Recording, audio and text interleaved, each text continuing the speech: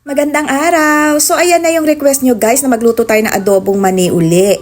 Nagbalat na ako ng mga bawang dyan para durugin natin yan guys ng pino. And then sili, meron din tayo para sa spicy. Yes guys, so magpino tayo ng bawang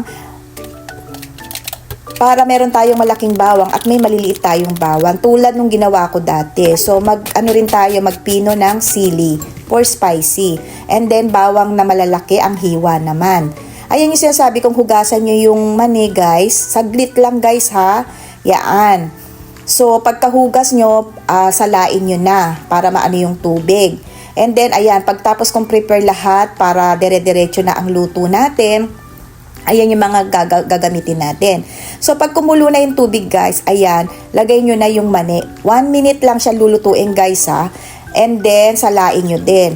Magpakulo na rin kayo ng oil para i-ano na natin yung mga bawang dyan. Then, isabay din natin yung, pag medyo konting brown, isabay nyo na yung chili, guys. Oo. And then, pag may mga sobra kayong, pinaghiwa ang mga sili, guys, ganyan lang ang gawin nyo. Oo, gamitan nyo ng, ilapat nyo lang, and then gamitan nyo ng kutsilyo, yung likod ng kutsilyo para hindi mahati talaga.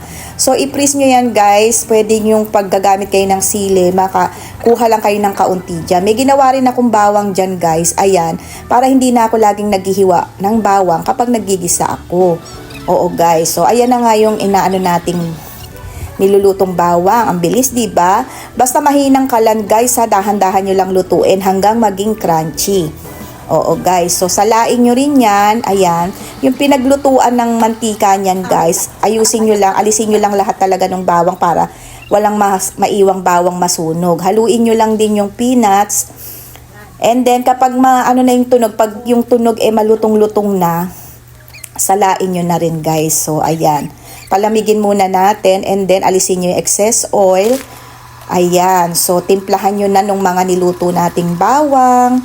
Ayan, lagyan nyo ng bawang. And then, kuha kayo ng 3 kutsarang asin. Ayan, haluin nyo ng asin yan, guys. Lagyan nyo na ng asin. O, unti-unti para halong-halo talaga. Then, lagay din na kayo ng 1/4 teaspoon ng bechin, pang-angat lang ng lasa, guys. Hello guys, ayan. So, eto na nga guys, hindi natin nabalot kagabi kasi sobrang ginabi na ako sa pagluluto ng peanuts natin. Kaya hindi ko natapos siyang balutin. So, ngayon ko lang siya mababalot at matitimbang. Then guys, wag na kayong bibili ng peanut na S size at saka L size. Yung S size yung pinakamaliliit yon, yung L size naman yung malaki. Ang bilhin nyo lang yung manaka, yung nasa gitna, yung M size. Oo guys, mas madali siyang lutuin. Yun yung niluto ko nung una. Kaya yun yung ko sa inyo kung magluluto kayo, M size na peanut ha.